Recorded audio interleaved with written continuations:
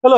Welcome back ulit sa ating YouTube channel. So ngayon ay mag-uusapan natin yung yung comment ng isa sa mga kaibigan natin sa ating comment section. Haba yung comment niya at saka interesado po akong pag-usapan yung comment niya. So, ayan, nilista ko para basahin ko po sa inyo. Dahil meron akong isang video na sinabi ko dun sa video na yon, yumayaman yung isang bayan kapag dumadami po yung tao. Ibig sabihin, yumayaman. Nagiging maunlad. Nagiging maunlad yung isang bayan pagka dumadami po yung tao. Bakit ko daw po nasabi yun? No? Okay. So, ito yung comment ng isa sa mga kaibigan natin sa ating comment section. So, ayan, basahin nyo din ha. Lalagay natin dito, basahin nyo na yan. Nakalagay dyan. O, ito sabi niya, Sir, paano po nating nasabing kasama sa pag-unlad ng isang lugar ang maraming na-relocate galing sa Metro Manila kung wala namang trabaho sa relocation place. Sa relocation place nila, yes, maaring maging mataas ang human resources dahil yung mga na-relocate ay capable magtrabaho dahil nasa productive age sila. Pero paano? No, paano nga naman? Kung walang trabaho sa lugar na yan, paano sila makakabili ng pangangailangan nila? Hindi maunlad ang isang lugar kapag overpopulated. Ang pangangailangan nila may pero hindi kayang i-sustain ang pangangailangan nila. Wait lang, hindi maunlad ang isang lugar kapag overpopulated. Kung walang trabaho sa lugar nila, naguluhan din ako Sa lugar na yan, paano sila makakabili ng pangangailangan nila? Hindi maunlad ang isang lugar kapag overpopulated, pero hindi kayang i-sustain ang pangangailangan nila. May humble opinion lang po. So, yun po yung kanyang comment. Nabasa nyo naman, ayan. Nilagay ko dyan sa ating comment section. Okay. So, paano na natin ba nasabi na ganoon? No? Bakit na nagiging maunlad ang isang bayan kapag dumadami yung tao? Okay. Like, 4 years ago, bago kami mapunta dito sa bayan ng Naik, dito sa mga pabahay ng gobyerno, yung dinaanan natin, like dito sa may barangay Malainin Bago, yung lugar nito, yung kulsada, yung barangay, no? Pagpasok mo papunta dito sa mga pabahayan, kasi halos dikit-dikit yung pabahay dito sa may Malainin Bago madamo yung kalsada, yung gilid although sementado naman na, pero makitid yung daan. So, madamo. Parang masabi ko masukal, no? Talagang probinsya po talaga ang dating. So, ganun po yung itsura. Wala kang makitang negosyo, kundi mga kabahayan lang ng mga lokal na iilan lang ho. So, makalipas ho ang 4 na taon. Ngayon, lumapad na ho yung kalsada. Marami na ho nagtayo ng negosyo. Meron na hong 2 gasoline station. Magkatabi lang. Ngayon, napakadami na hong mini-mart.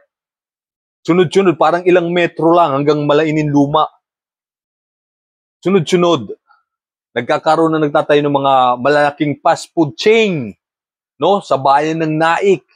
Ngayon, dito sa Barangay Malainin Bago, meron na isang malaking fast food chain din. No? So, yun po.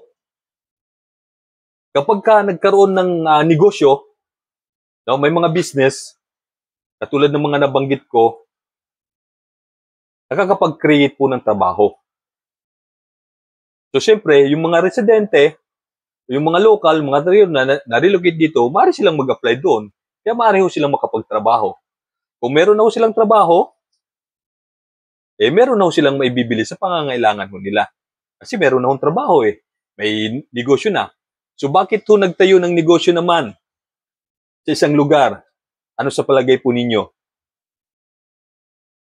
Dahil, alam na ng mga negosyante na marami na ho silang possible na magiging customer. Diba? Bakit po nagtatayo ng business ang isang negosyante sa isang bayan? Ano sa palagay din po ninyo? Bago sila magtayo ng negosyo sa isang bayan, sinusurvey muna nila isang bayan kung marami hong tao. Kasi, target ho nila yung customer. Hindi naman ho kayo po pwedeng tayo ng negosyo, no? Sa isang lugar na wala naman ng tao. Baka aircon pa lang at saka yung mga magtatrabaho, kukulangin pa pambayad. Yung kikitain nyo, wala naman kayo ng magiging customer. And then, kompleto na tayo. May business, nakapagtrabaho na ho yung mga residente, may trabaho na, nakapag-create na ng trabaho. Meron ng pambili, no, ng pangangailangan yung mga tao. Punta na tayo doon sa bayan, no, sa lugar, sa munisipyo. Bakit na umunlad ang munisipyo? Dahil lumaki na ho yung magiging tax na makukolekta ng gobyerno. Dahil bakit po? Marami na hong residente, marami hong nangangailangan, no, na mga tao, and then mamimili sila sa mga negosyo na itinayo na rito. So, paikot ho yun. Kung meron na trabaho, may pambibili na. Kung merong tao, may magtatayong negosyo. Diba? Ganun po yun. Kaya masusunod. Yung iba rin naman, siyempre, like dito, probinsya. Ayun nga lang, provincial rate. Ayun lang yung nakakalungkot. So, dapat, wala nang provincial rate para lahat ng tao, karamihan, no, hindi na kailangan pang pumunta ng Metro Manila, no, para doon magtrabaho. So, halimbawa natin, katulad sinasabi ninyo, pagka overpopulated, paano ba nating nasabing maunlad ng isang bayan o maging maunlad isang bayan? O katulad ng Metro Manila, Quezon City, masasabi kong overpopulated yung mga bayan na yan, pero masasabi nating maunlad sila. Dahil bakit? City na ho sila eh. Maraming negosyo, magkakatabi lang, katulad to. Dito sa isang lugar nito, may negosyo, doon sa kabila na yun, may negosyo, doon sa kabila na yun, may negosyo. Halos pare-parehas pa magkakadikit. Pagka dumangan ka sa street, lahat na dadaanan mo, puro negosyo. Di ba? At ang napakadaming tao. Kasi, ang daming negosyo. So, maraming trabaho na nakikreate. Pagka maraming trabaho, maraming tao, maraming namimili. So, yung mga pinamiling tao, nakakapag-create ng kita ng gobyerno dahil dun sa tax na pang kanilang mga pinambili. So, yun po yung pananaw ko. Parang cycle lang po yan eh. Kung nakuha ninyo, ang isang negosyante hindi magtatayo ng negosyo sa isang lugar kung wala hong target silang nakikita o wala hong makikitang customer. Kung kukunti lang yung populated mo, bakit ka magtatayo ng mini-mart? Di ba? Paano ka magtatayo ng fast food chain kung wala ka namang makikitang magiging customer dun sa lugar na yon? So, malulugi lang po kayo. So, yun po yun, kasama. At nagiging city din yung lugar. Dumadaming negosyo, dumadami yung tao. So, kaya dinideclare din ng bayan, ng lokal, pina-approve din sa national na gawing city yung lugar. Dahil nga, kumbaga yung kalakal, nagiging productive, yung mga tao nagkakaroon ng trabaho. So, ganun po yun. And then, karamihan din naman, yung mga na-relocate din dito, sila din mismo, nagiging creative po sila, nagkikreate po sila ng mga business. Parang sa ganun, magkaroon sila ng trabaho, magkaroon sila ng kita, magkaroon sila ng pambili. Hello po, sa Toto. Ganun po yung ginagawa ko nila.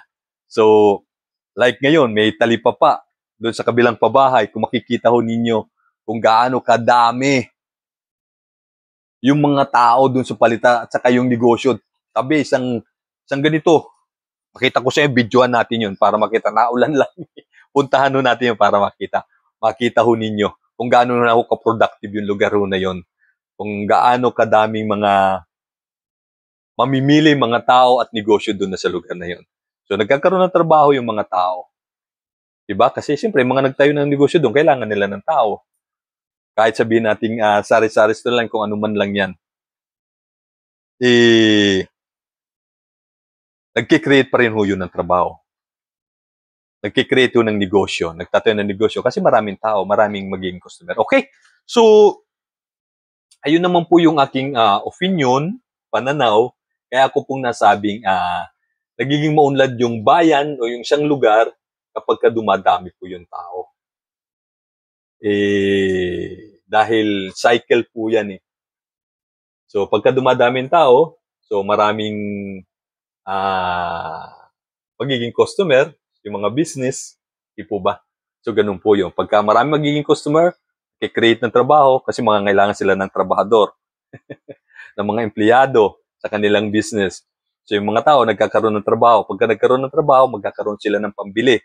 Pagka nagkaroon sila ng pambili, namili sila ng pangangailangan nila, kumikita po yung gobyerno. Dahil dun sa pinamili nila, meron ng tax. So, kumikita na malaki yung gobyerno. Paikot lang po yun. So, ganun lang. Diba? Okay, so yun lang sana nabigyan ko rin po kayo ng konting idea bakit ko po nasabi. Yung ganun, doon ho sa mga kaibigan natin, mag-komento ninyo. Mag-comment po kayo sa ating comment section kung ano yung opinion ninyo at pananaw ninyo. Pag-usapan natin kung bakit nga ba nasabi kong umuunlad, no? Yung isang bayan kapag dumadami yung tao. Thank you sa lahat. And then thank you din sa nag-comment.